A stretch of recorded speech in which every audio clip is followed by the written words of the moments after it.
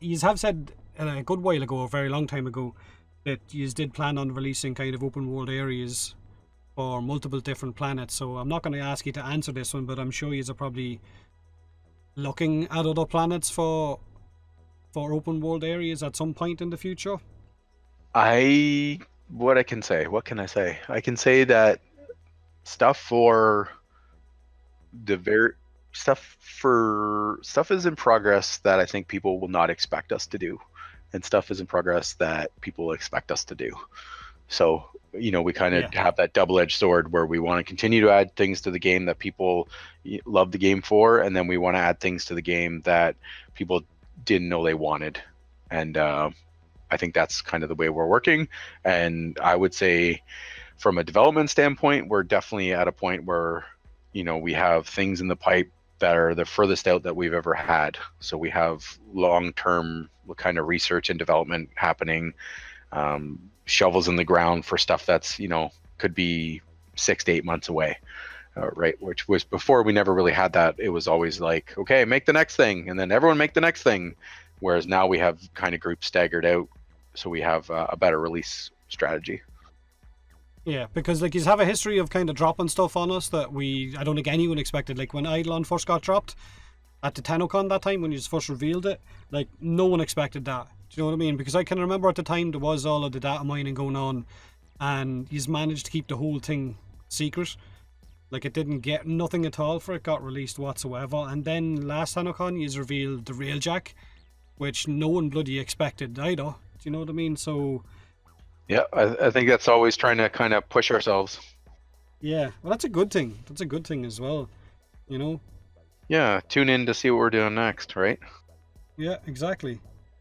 Man, you're getting all the questions are kind of the awkward ones. With regards to trials, I know you said in the past you plan at some point in the future and maybe bringing trials back once you've, I guess, hashed them out. And I know you had said that you weren't happy with the state that we're in because every time he's added an update, something would either break with the trials and then you'd have to put time to one side to fix those as well, which is kind of one of the reasons why you disabled them. But I'd imagine they're still on the table for some point in the future, a bit like the Chroma rework. Yeah, they get brought up, every month or so with like, hey, what are we doing with this?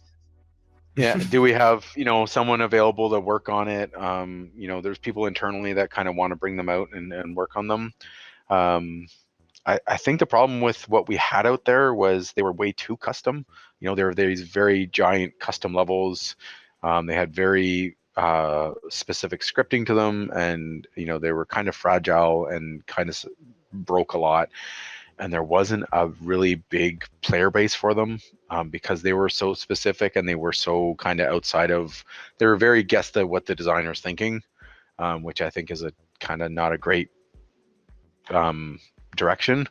So I think we want to bring something back in that kind of like high-end challenging vein where you have to get maybe more than just 4 players together to do something. But it kind of hasn't solidified about exactly what that is. We're hoping that the orb fights kind of bring that void, yeah. We'll kind of bring that maybe that high-end challenge back to some players. It might not be in the 8-player groups that players want, but it definitely hopefully will be like a challenge and something that players the orb fights are 4-player, right? Yes. Yeah. How many Warframes do you normally keep ahead in development? Like how many do you normally plan at once? In the past, it's for maybe 1 or 2 at most. It was kind of like as soon as you finish one, you kind of start what's the theme of the next one. We really didn't get too far ahead of ourselves. I would say at this point, I would say last year we were pretty light on Warframes and we didn't release a whole lot. I would have loved to release probably 2 or 3 more over the course of the year, but we didn't. We kind of just, it never was in the cards and didn't kind of work out. So I think 2019 will definitely push in to get more out and more often. So there's probably the most in the queue that there's ever been. I'm trying to think in my head. There's 1, 2, 3, 4, 5, 6 Warframes in the queue right now, Jesus. where Nice. Damn. they're in various stages of development. Some have concept art done for them. Some are like 2 or 3 powers written for them. Some would be like Baruch is, playable and pretty far along, and getting its final sound and effects pass done. And some are like, I have an idea for a Warframe, and it's like this, and so there's like a little bit of a high level document done for them. But I would say there's definitely 6 good ones that are pretty solid about what our release is going to be. So That's definitely not for counting the next Prime. that's not counting the next Prime. No, I don't count primes. No. Would those any of those 6 appease the edge people who God, like you, edge? Dave. Just say Dave. you, Dave. Jesus, Dave. Just say you. Exactly. Just talk about yourself, mate. I feel like the Venus as a whole, including the cave structure, gives us a lot of runway to kind of add more stuff and new events and new things to do. That is on the horizon. Then that's something we can expect. Is more stuff to be added to the open worlds. Definitely. There's been talk about adding conservation because it has been so successful with the floofs. You sounded Swedish as fuck there, Swedish. Like the Swedish chef. Floofs from IKEA. The floofs. Yeah. So I think there's been talk internally about adding conservation back to the planes, because that is such a successful system that players are really engaged with, and it's probably something that fits back on the planes. The orbs are something that we're currently working hard to get at least one of the orbs in a playable state. Get their structure out before the end of the year. There's 3 orbs currently walking around, or walking or stationed on Venus, that we plan to open up and have as a kind of a big event, kind of boss fight for the player, for you guys to engage in. So there's all that coming, and then I think Did I read a description for the Orb Mother fights as being like Ocean's 11? internally we've been calling them like heists. We kind of direction wise have been trying to make them feel like the players are planning this big thing, and with Solaris United they're planning this kind of big event and kind of figuring out that water bottle's huge. It's not. It's really It is! not. It's huge! It's a huge water bottle. I'm not like some fucking gnome. Do you know what I mean? It's a huge Sure. water bottle. That's a 250ml bottle. This is a normal bottle. Look at the comparison. See? That's a normal bottle. That's a normal bottle. That's 50 Right. It's quite milliliters. funny there. because with stream delay, you're holding up the big one still. This is a muffin. Don't, oi, No no, muffin. no. Yeah, what do you call a muffin, Scott? A muffin. Like, is it a No, bun? I mean, Like a blueberry muffin? What? Or a bread It's a, roll? a bread roll? No, that's not a roll. It's a muffin. Ah. There you go, suggestive. I don't know what's wrong with you. Didn't want something from my search history popping up. It literally says oven bottom muffin. Because that's what you told me to search for. Because that's what they're called. Muffin? Yes. Not muffin.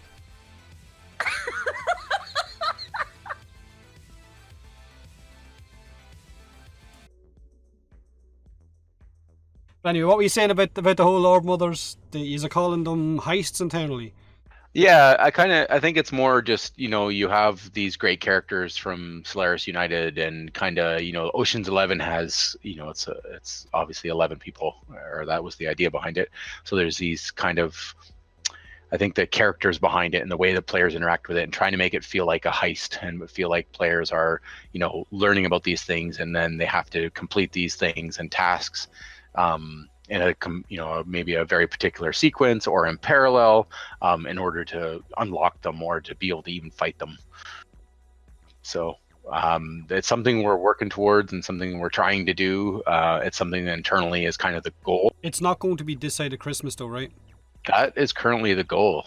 Is we're It is as- going. yeah, You're aiming yeah. to get out this side of Christmas. Okay. Yeah, yeah. The goal is to get another kind of meaty update for Venus before the end of the year, and that includes the first orb fight.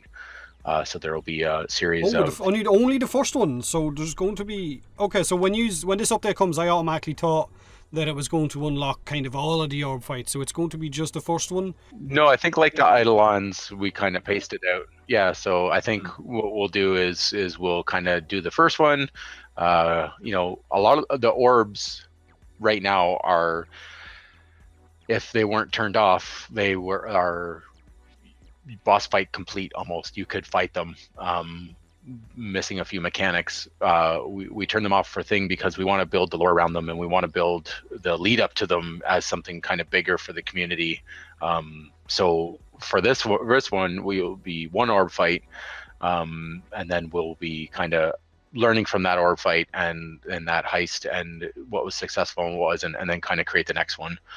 We have a pretty good idea what the next two are going to be and kind of their themes and the big ideas behind them, but I think we'll learn a lot from seeing players kind of engage with the first one and see what they like and don't like. So that's kind of the goal.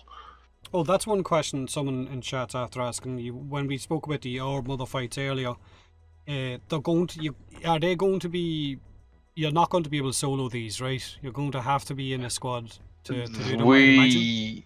This is a current internal debate about how hardcore we are going to be about the solo versus the co-op nature. Like I said, a lot of them have like a parallel task type thing going on where you have to do one thing in order to do another, and if we're going to make that an on or off switch, are those things possible to be done one after the other, or is the timers between the things long enough that a really good solo player with the right build, it's possible to do it, versus no, it's not possible, you need to be in co-op, you need at least two people. So we're talking about that internally about exactly how far we want to push that. So we're kind of, I think what's going to happen is they might be soloable, but you are going to have to work for it. Oh yeah, what Stalker mode was something you showed off at TennoCon last year, and I think Andy, did you show it the year before as well? I think you did. I think it originally was shown the year before, and then it just kind of resurfaced last year. Is that something that has? Yeah, no problem. Is that something that is have been working on, or was just for fun? Do you know what I mean? It was kind of a side project that got out of hand, and then we keep trying to find ways to bring it into the main game because it's so goddamn fun. Yeah, I'd imagine there's some kind of balances are going to have to put on it for people who don't want another player showing up as Stalker, maybe new players or things like that wouldn't have the gear to go up against someone that's played it for 4 or 5 years. Yeah, the thing is you become Stalker, so you're his gear, his set, right? So there isn't necessarily that you're taking your end game stuff to go shoot other players. It's that you are the Stalker and what the current Stalker currently uses against you. So the times I've seen it played, it's always still 50-50 whether, like, it's not like a player can go stalking noobs, right?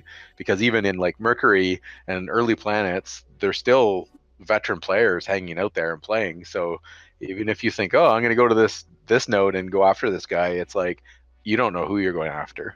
So it's not necessarily that you're going to pick out an easy target every time. Yeah, but maybe there'll be certain missions you wouldn't allow him to kind of spawn in case he would ruin or wreck the mission on the players, I guess. Yeah, Spies those and are that. those are details and stuff that we can work out, but we actually had players jump in as the Stalker because the Stalker is his own faction. He can fight the AI and he can fight the player, right? So we've had players that have tried Stalker mode and jumped in and just started killing AI alongside the players. I think it'd be great to have it added. I think it'd be a lot of fun, so it would. Yeah, it's a nice, mix up. I say even if it's something where you got like build up, like with a certain faction or a syndicate or something, so you can't just go playing the Stalker all the time. Everybody will want to do it, and then there'll be less players. Well, not necessarily less players, but some players not really looking to do it, and then some players really do it. Or influx, kind of balance it out. Maybe it's like, all right, well, you got to do these things, and then you build up a certain amount of points, and then you get to go and play as the Stalker. And then players that don't want that, they could maybe have an option to turn off the Stalker, human Stalker coming after them. Yeah, I don't know. I think it's turning it off is gonna be like 95% of the people are just gonna be like, oh, cool, new feature, turn it off. I think having the option to turn it off would be kind of defeating, right? Especially if you have to work to actually get it. So yay, I got it. Oh, cool. There's like the noobs are the only people who forgot to turn that option off. Okay. Right. Yeah. So having an option to opt out of it seems maybe not the greatest thing to have, especially since it's the same stalker that comes after you, just human controlled. Sometimes humans make more mistakes than the AI makes, so sometimes it's easier to kill them. Someone else wanted to know in chat about, have you ever considered, or did it ever go on the table about locking certain Riven stats, or the ability to, do you know the way like in like games like Diablo and things like that, you get to roll stats on certain ammo pieces and that, and then you get to actually choose which one you want to keep or which one you want to actually roll. Has that ever been on the table for doing that with regards to Rivens? I want to say that every time someone new here at DE starts, that's kind of like here's a suggestion I have about how to make Rivens better. I think the problem with doing that for us is Rivens are really, really powerful, or can be really, really powerful. Like the upper end stats that are possible on those are really, really high. Yeah. And almost game breaking high in a lot of cases. So if you have the ability to lock multiple stats or even one stat into something that is maybe considered game breaking, I think that'd be kind of bad for the very that end game player, because then what we'd have to create to actually fight against that would be absolutely insane. So I think the randomness of it kind of keeps the balance in check. So I think the ability to lock those is probably not a great idea. It definitely gets floated around every couple months that people are like, hey, let's lock Rivens, and we're like, hell no, because of what the stats are possible on them. Obviously you guys probably have some insane Rivens that you're like, this is amazing, and I would really like to lock it and then re-roll it and get this other stat that I don't like on it off. And you're like, when well, the Riven pass came in, holy shit. Yeah, and then it's going to be like, oh, well, then now it's even more crazy. So I think for power creep's sake, which is not necessarily something that we always keep a super duper eye on, the power creep problem, because it's PvE, so that we can create content to deal with the power creep problem. So yeah, I don't think locking is a good idea for the long-term health of the game. I saw something actually in chat. Is there a possibility of getting a cap for Rivens higher than 90? Exactly. I want that because I want one Riven for every weapon in the game. Oh, so you want more than more capacity? Yeah, more capacity. I think that almost comes down to like a database problem. Oh, okay. I think that's the current thinking. Obviously, every time we go, oh, what's going to happen to the database when we do this? It usually turns out okay. So I don't know if there's any plans like in the next little while to up that thing, but there's definitely more capacity is always something that we could probably easily do, depending on what the database impacts and long-term impacts are of the game. But one per weapon seems like a legitimate thing. Legitimate goal to get to at some point.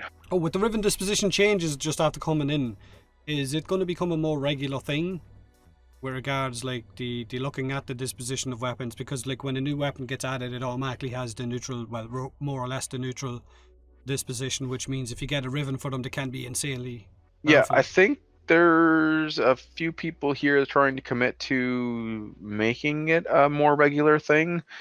I think a few of us laughed at him when he said, I'm going to do this every X days or whatever. We're like, yeah, good luck with that, because it's a ton of work. But I think there definitely is plans to make it kind of a more regular thing, but I have no idea what that interval is going to be or when the next one will be. So how's that for a non-answer? Yeah, that's just a perfect non-answer. Someone in the chat, right, regards console for Fortuna, you guys are still working hard on getting it to cert. Yes, the console team, and again, the programming team.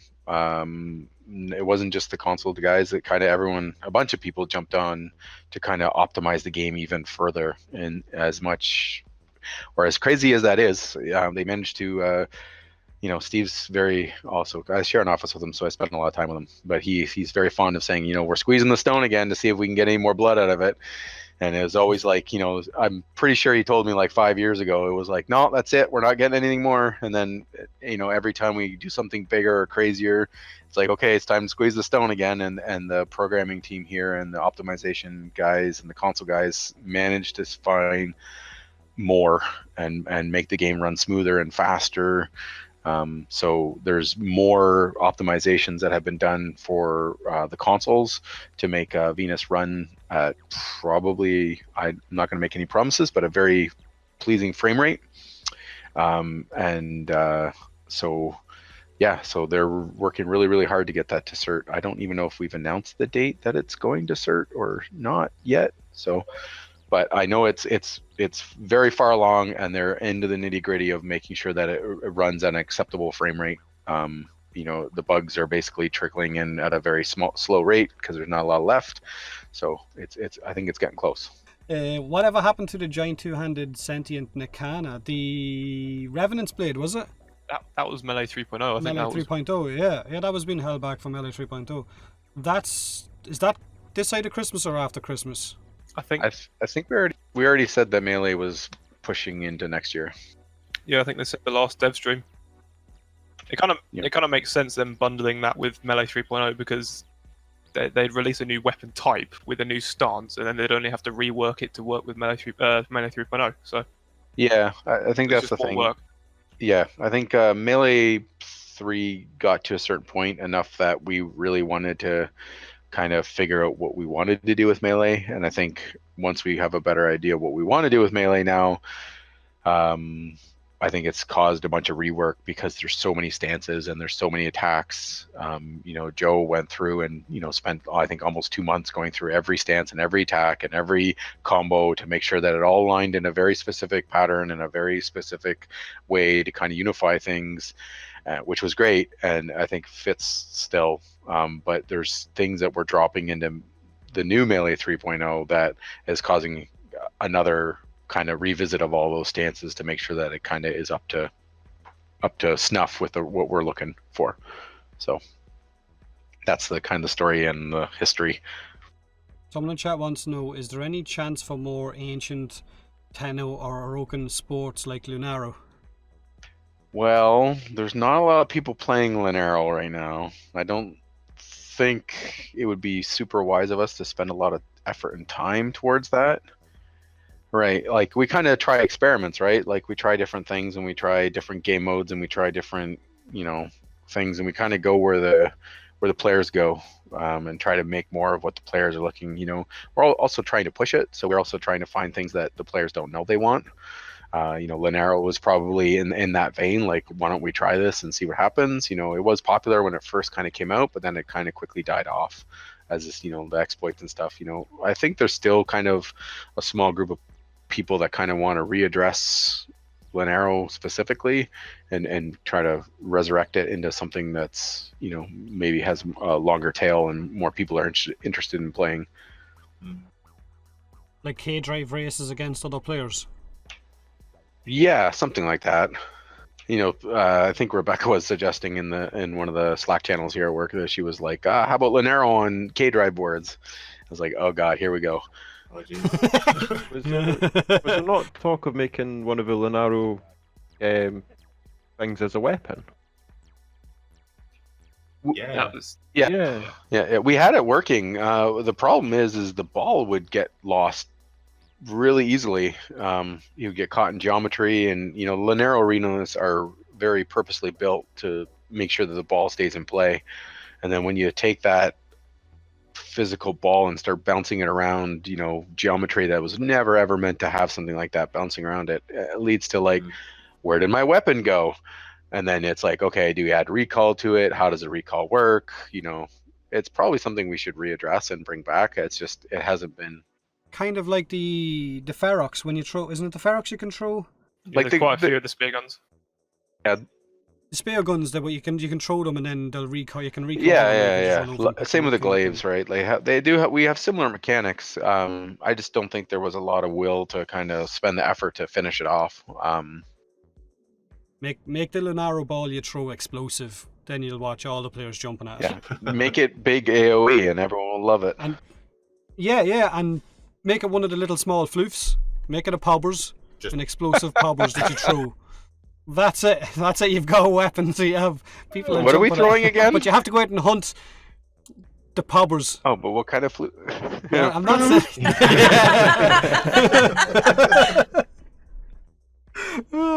Yeah, floof. Yeah, I didn't elevate that time. Yeah, but you added an I into it. But you have to go out. Yeah, you have to go out and hunt your own pobbers that then you have to throw. You know. Yeah, one of the guys in chat is asking, could he get an explanation as to why there is a cap on daily rep with factions? I know what your answer is going to be, but you can answer it anyway. I have a good idea what your answer is going to be. Basically, if there wasn't a cap, then you'd burn through content inside a day, and you'd have nothing. I guess no goal. To get It's twofold. I think. I think the cap is there for both you and me. A lot of this stuff is made quickly and in haste, and stuff gets tested. Obviously, the game has grown so massive that testing every single aspect and combination and thing, looking for exploits and looking for problems, we don't always find them all. And if we send things out without caps and balances, then someone finds an exploit and then that blows through the community very quickly, and before we know it, something that we spent 6 or 8 months on, people are finished in a day, and it's mostly because of bug. So that's kind of why it's there. Wasn't that the case with syndicates? I think when they first came out, there was no cap. Yeah, and people. Wasn't it? Because I know Frozen still brags about how he maxed out all of his reputation inside 2 days or a day.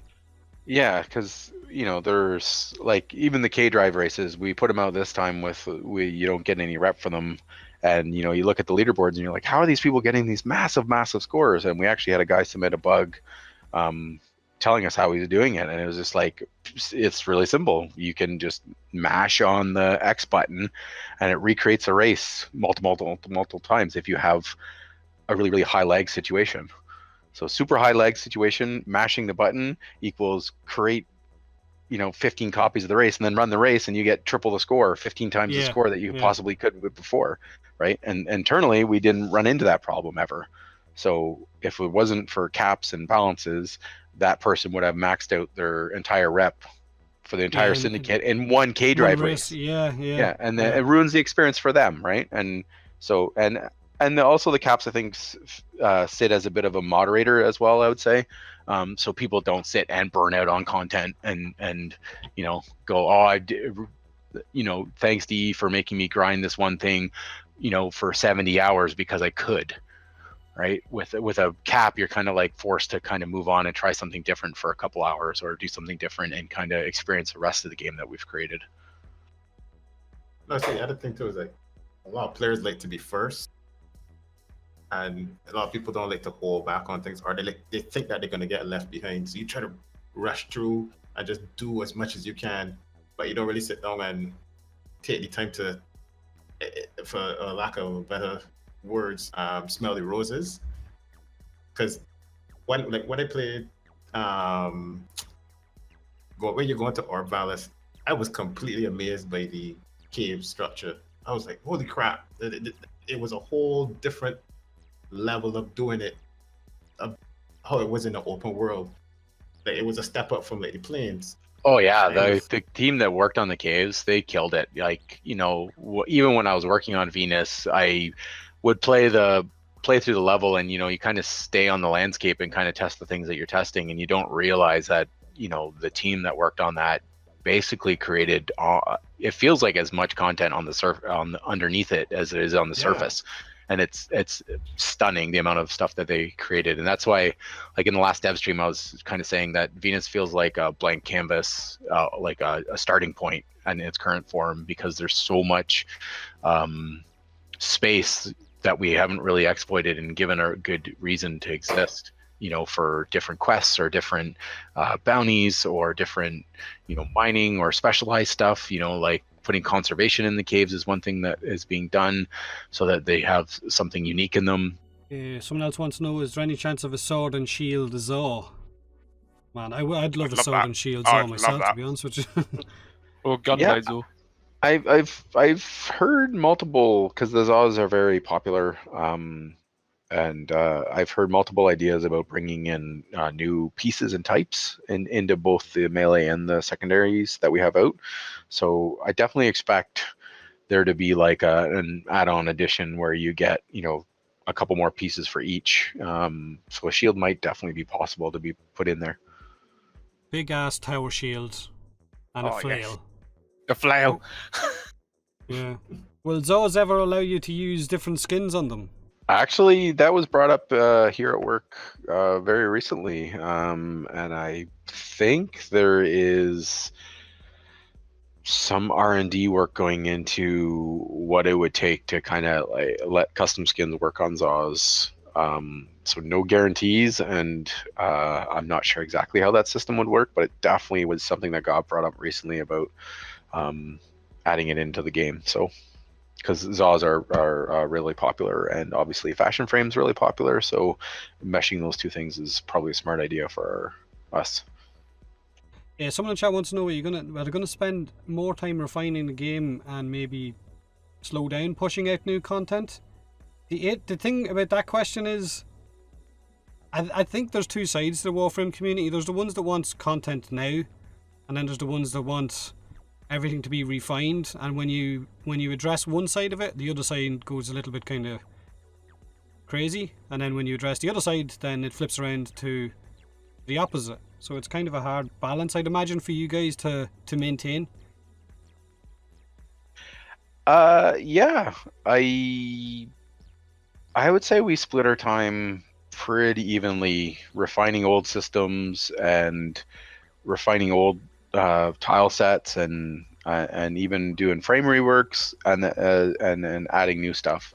I would say there's a pretty good division of editing the old stuff versus just adding. I think adding generally gets more hype and more media push behind it, but if you follow us closely and you see all the stuff that we're doing, you definitely see the amount of old stuff that we're always constantly touching and updating. How many systems have you redone this year?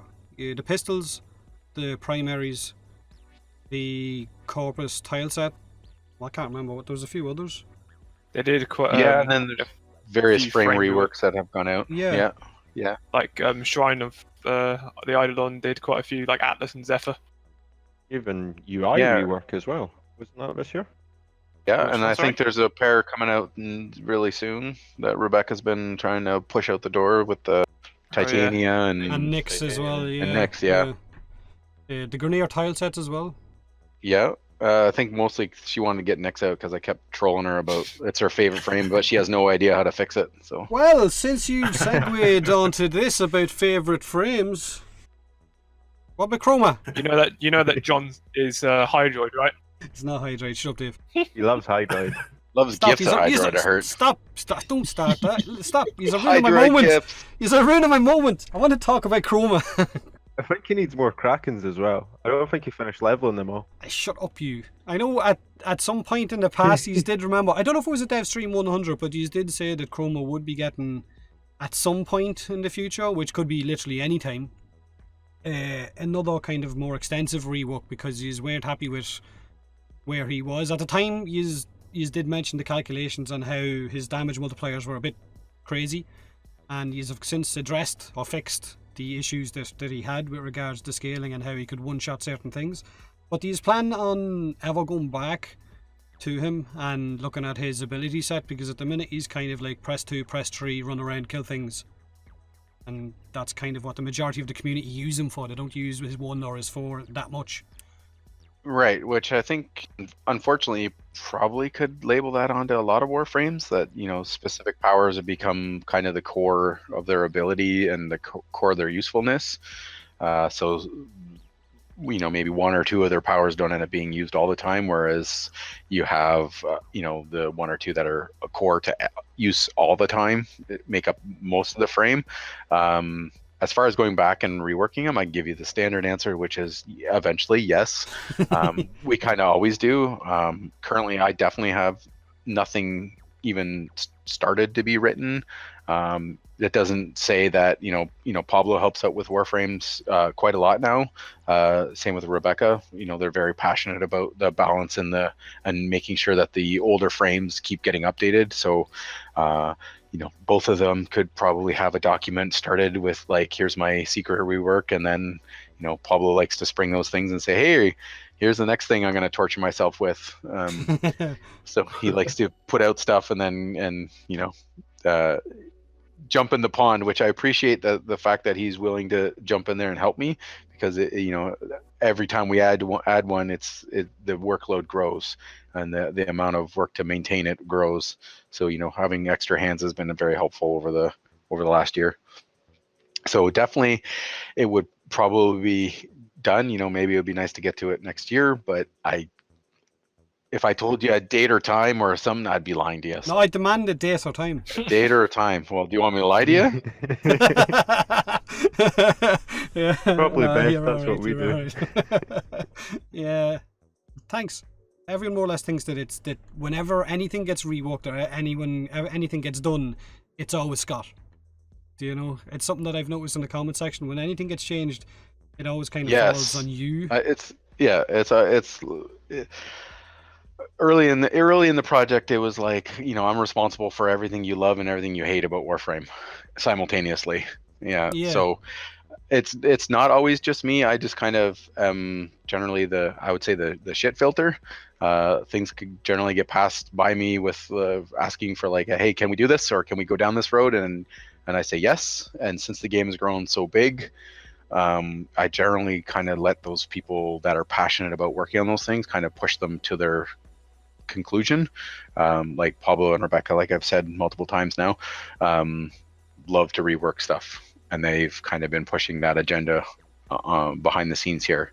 So they've been mostly driving that stuff lately. I did some stuff early last year or early this year. Still, we're not into next year yet.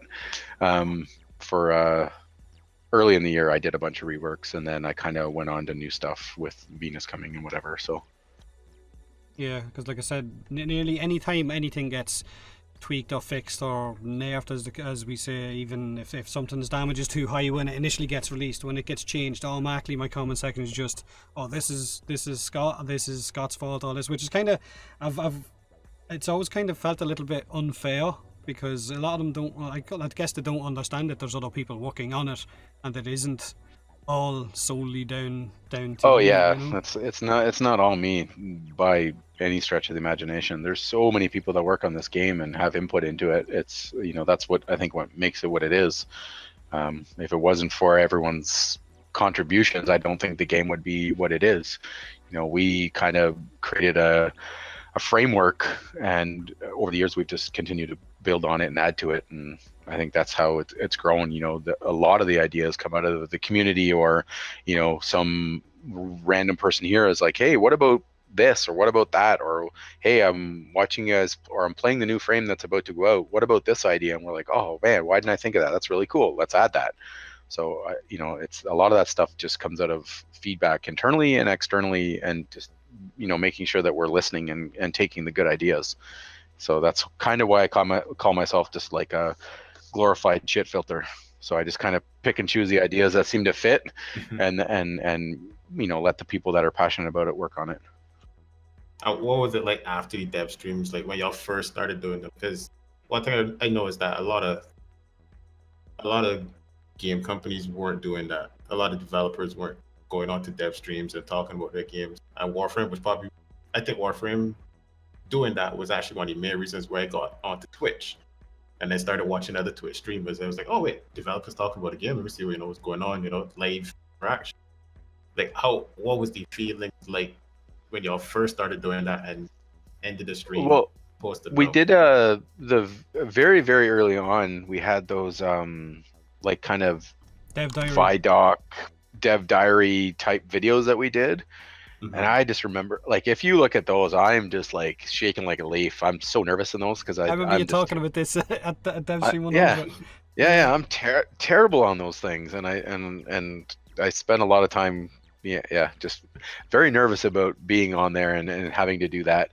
And very early in my career, for Dark Sector, actually, we were doing a video for promo thing, and I got sat down to, talk about the game, and the camera came out, and I just froze, and I was just like, oh my god, a camera. And the guy started trying to ask me questions, and I could barely form a sentence. And I was like, Meredith at the time came over, and she's like, oh, you never have to do these again. And then, like, here we are, like 4 years later, let's make a video about Warframe coming out. And I'm just like, oh, I'm terrible at these. So we thought we'd try the more informal video where we're all kind of just sitting around. And it's so funny, you look at them now, it's just like a lot of yeah. What about this? Yeah. All of us say yeah. It's just like everyone are sitting around the table saying yeah. So they were okay. And then I'm not sure who started the stream. I want to say it was Rebecca. Probably 99% sure it was Rebecca. It was like, we're going to do dev streams, and we're going to sit on a couch, and we're going to talk about the game. And you look back at that very early stream, and it's just us on the random couch here at DE. Because it was the only like kind of semi-quiet place to do it, and it was like the lighting's terrible, and the setup is awful, and you see the kitchen in the background, and they're like cleaning up from lunch, and it was just like, okay, let's do this. What are we talking about? I don't know. And yeah, it just took off from there, and it was kind of, it's very cringy to watch those old ones, but also very like, that's what started it.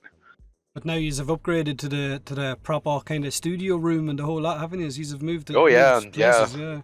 Yeah, so as we've grown as a company, we've had to obviously get some more seating and expansion. So they actually built in a proper, room that's just for streaming, so that we actually have a proper sound and proper lighting, and which is hilarious. The lighting still doesn't quite work right. It kind of blinks off and on for some reason. So you have these big, giant, glaring lights kind of pointing at you, but then every once in a while, one will just turn off. So it's just like, they're like, don't look at them when they turn off. It's like, how do you not look at them? So yeah, so now we have this thing. But then, like I said, me and Sheldon were talking and kind of lamenting about how formal they've gotten, and how, like, by the book, and it feels like we need to kind of get back to those crazier days. More beer. Yeah, that's probably half the problem. Is like, when you go on stream and you're already 6 in the hole, it makes it a little easier to start talking about things. When you talk about sitting in front of the camera for the first time, and how you were bad at it, and how you kind of froze up, and that was me on DevStream 100, sitting beside. Yeah, you totally froze. I just froze, and my wife was sitting behind me, hiding behind someone, and she was laughing at me. And even when he's asking me questions, I put the mic down. I didn't even hold the mic up to my mouth. I held it away from me. I know. I was really hoping for a lot more F-bombs. You called me out. You called me out on the fucking thing as well. I was like, oh, thanks. I was like, fucking hell. First time ever on camera. And I was like, the first comment I seen was like, oh, I knew he'd be fat. And I was like, oh, fucking hell. And I went, oh, God, that's my self-esteem went right to the bottom. Oh, God, now what do I do, If you want your ego taken down a few notch, just sit in front of a Twitch chat for a couple hours with a live camera. It's like, ugh. All right. They notice everything. Like, you're like, oh, they got different shoes on and different. Like, they notice Jeff's socks every week, and like, it's like crazy. Apparently it's father son talking together right now. I mean, this is the shit I've been having to deal with, like, since I turned the camera on when Fortuna dropped. It's literally just constant, oh my God, you look exactly how I thought you would. Or else it's, oh my God, you're as old as fuck. I can't believe. Why is your beard grey? Where's your forehead? Where's your hairline? Where does it start and where does it finish? It's just fucking their asses. Yeah, it's not a 4-head, it's a 5-head. Yeah, don't you join in that? I mean, hey, I'm bald, man. I can say whatever I want. You spoke at DevStream 100, Scott, about how you were big into sport years ago when in college and all of that. Did you know back then that you were always going to aim towards getting into video game design, or had you kind of like different goals set out back then with regards maybe sport or some other kind of direction you were going to head in?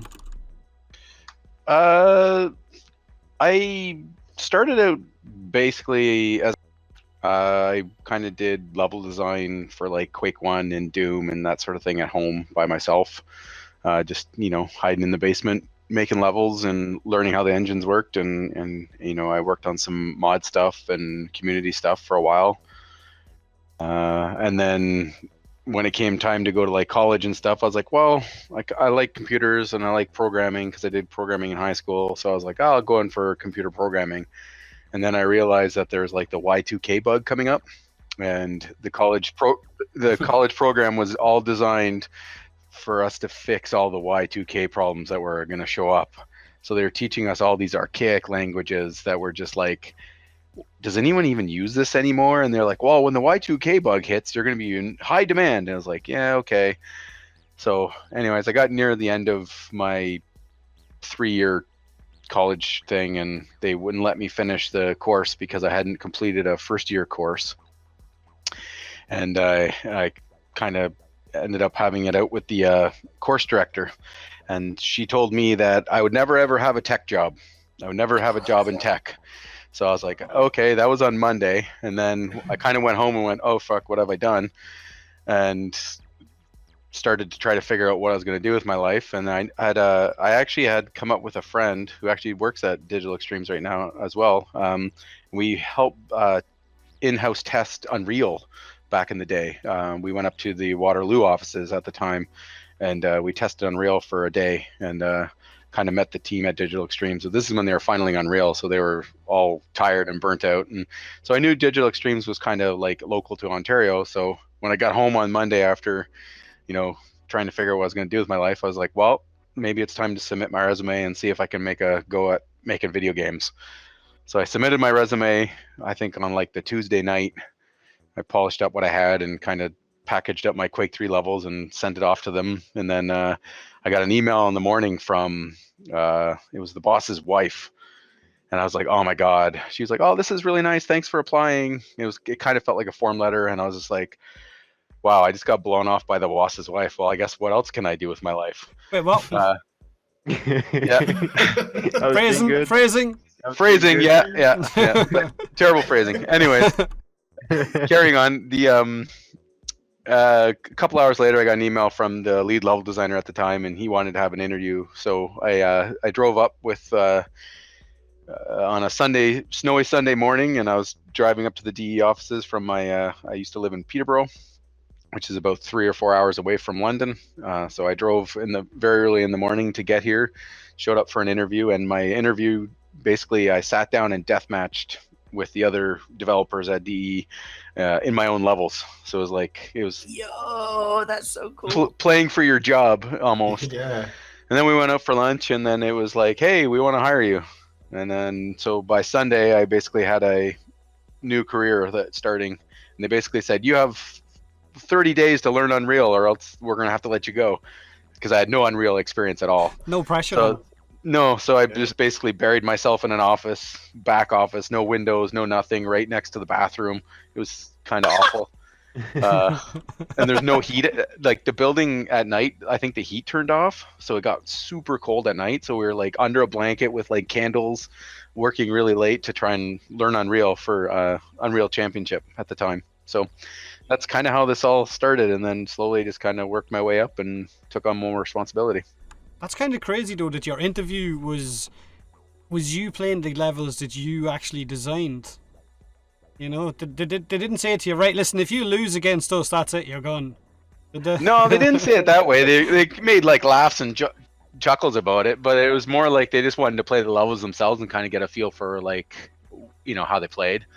And the best way to do it is actually play it, right? Like you can look at them for days, but it's how they play, right? So there wasn't a real formal interview process at DE, and even for years after, there wasn't a super formal interview process. Even now I do a lot of the hiring and stuff at DE, and we've tried many different ways to do interviews, and it always just seems random to find the people that are really passionate about it. You talk to one guy and he seems really into it, and you hire him and you're like, oh man.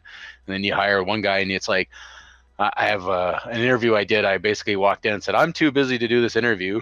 like, how passionate are you about games? And he was like, I really like games. I'm like, all right, you're hired. And he ended up being like one of the best developers we have. It's crazy. So there's been some real, the interviewing process is really interesting. If only other jobs would hire like that, you know? Yeah, I don't understand. I don't know how. Again, my only career experience really is DE, so I don't know how a lot of how a lot of other developers interview for these things, but it's kind of been hit or miss. You know, we had for a while we had like send home tests, and we had, you know, you come in and do a whiteboard test on the board, you'd sit there and draw a level, and then you'd come in with another group of developers and draw a level with them and hash out how the level was going to work, and we do all this process, and you get to the end and then you hire them and you're like, oh, you're terrible. So I've got to ask, but who won? Deathmatch on your own map. Oh God, I don't remember, to be honest with you. I kind of feel like it was a toss-up. You know, we played for probably 2 or 3 hours, so there was 2 or 3 maps at the time that I brought down with me. So yeah. Oh, wow. Like, what an advantage you'd have, though. Yeah, that's what I was thinking. You would have known the maps inside out, so it was a bit of an advantage. Yeah, but these are guys that, you know, sit around playing Unreal all day, right? All so the day, yeah. Yeah, back in the day it was arena shooter crazy, right? So these are like, oh, headshot from across the room. Oh, cool. That's awesome. Thanks for that. Like, some of these guys were really, really, really good. And, you know, I played, but I wasn't, you know, I was too busy making maps versus playing. So these guys were, a lot of them just played a lot. So it was quite crazy, their skill level. It was a very high skill ceiling.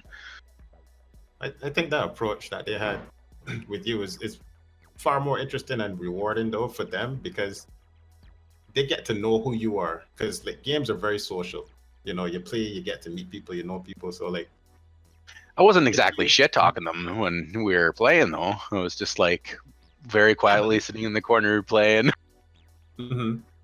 But you kind of get an idea of like how you are as a person, and like, you know, like if you don't want to talk to people, or if you're, like, you know, after you win a match, you know, what do you say? Like, oh yeah, or if the people at the company think you're interesting or cool. Because no matter how good you are at programming or doing something, if you don't really got people skills, or you're not really good with dealing with people, that's going to become an issue at some point. Oh yeah, it's super important. You know, that's over the years, the interview process has definitely been more pushing towards that, I would say. You know, we spend more time figuring out, like, are they compatible with the team, right? Yeah. Like, can they communicate their ideas clearly? You know, are they using, you know, the game developer lingo or language? You know, do they know the short forms of things? You know, every studio, I'm sure, has their own short forms for stuff, but there's some pretty standardized stuff that you kind of listen for. And are they using that term? You know, do they understand that term? So yeah, definitely the social aspect and the communication aspect is huge. I'd imagine that if you didn't have good people skills, then you wouldn't stay in the industry very long. You know? Yeah, I still don't understand what I'm doing here.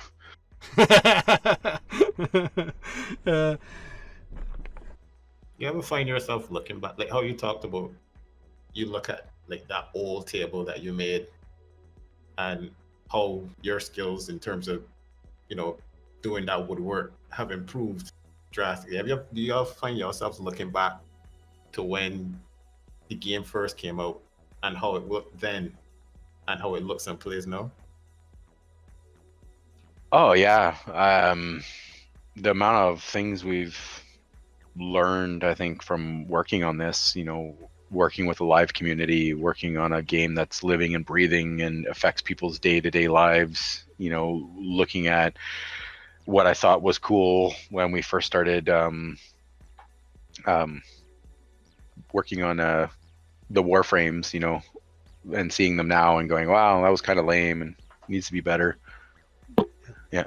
So yeah, looking at the older stuff, you kind of go, oh, that's kind of terrible, and you want to fix it. You know, I think we've gone back and fixed a lot of those things, but looking back at the original game, I'm really proud of what we managed to ship in the time frame that we actually shipped it in. If you know the development history, it was very, very, very, very tight timeline and a very, very, very, very small team. Like, I think we had one level artist, one level designer, me, Steve, and a handful of other people to kind of ship the very first version of this. And just think that, you know, there's over probably, I don't know what the number is now, but probably like 200 developers working on it now is just insane. So obviously the more hands, the better it gets. So the more ambition you can have. But the very first version, you know, I am still proud of that. It's like that crappy table that I have in, you know, my house still. I look at it and I go, yeah, there was flaws and problems, but that was the stepping off point to make what we have now. So it is Friday, yeah. So the next dev stream is next week, isn't it, Scott? It's the 7th. I show up when Rebecca tells me to show up. Yeah, that's it. It's just, Scott, you need it, okay? Exactly. Best policy. Yeah, Rebecca is the only thing that keeps the streams running. The other 4 clowns that show up are just there because she tells us to show up. we laugh and joke about not being prepared and not, like, you know, knowing what's going to be talked about. We really normally don't. We just sit down and it's like, okay, what are we going to talk about? You know, Steve will drop in assets and Jeff will drop in assets, but most of the time we have no idea what questions she selected and no idea what topics she really wants to go over. So it's literally it's Rebecca's stream that keeps it together. Space Mom has been Space Mom, I guess. 100%. Yeah, this thanks was for stopping by, mate. fun. Yeah, this was great. Say it one more time for me.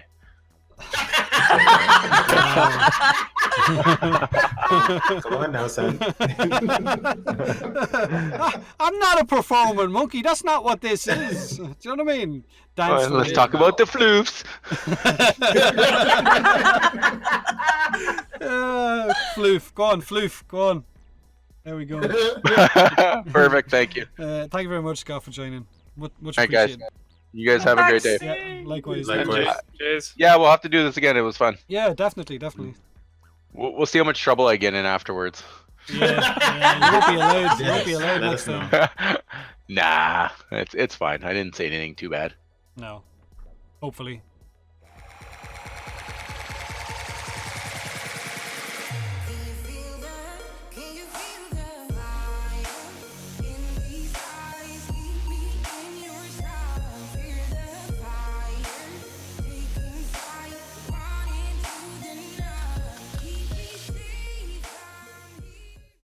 Everyone likes a little bit of raw action.